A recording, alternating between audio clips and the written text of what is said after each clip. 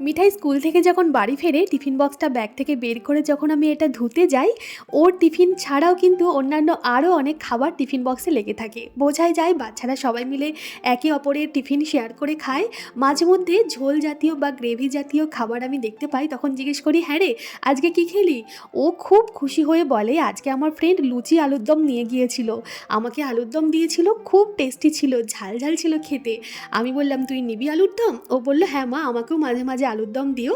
আজকে আমি লুচি দিয়ে আলুর দম দিইনি, আর আলুর দমও প্রপার এটা বানাইনি, বাড়িতে ডিম দিয়ে, শীতের আলু দিয়ে, মটরশুঁটি দিয়ে ঝোল বানিয়েছিলাম। তো সেই ঝোলের থেকেই দুটো ছোট ছোট আলু তুলে ভেঙে দিলাম, কারণ এগুলো শীতের নতুন আলু, তো ঠান্ডা হয়ে গেলেই শক্ত হয়ে যাবে, তখন খেতে ভালো লাগবে না। ভাঙা আলুর ওপর একটু মটরশুঁটি আর একটু ঝোল দিয়ে দিলাম, আর একটা রুটিতে ঘি মাখিয়ে দিলাম, ফলের মধ্যে কমলা লেবু আর একটা কাঁঠালি কলা দিলাম। কেমন লাগলো আজকে টিফিন বক্স জানাবেন। ধন্যবাদ।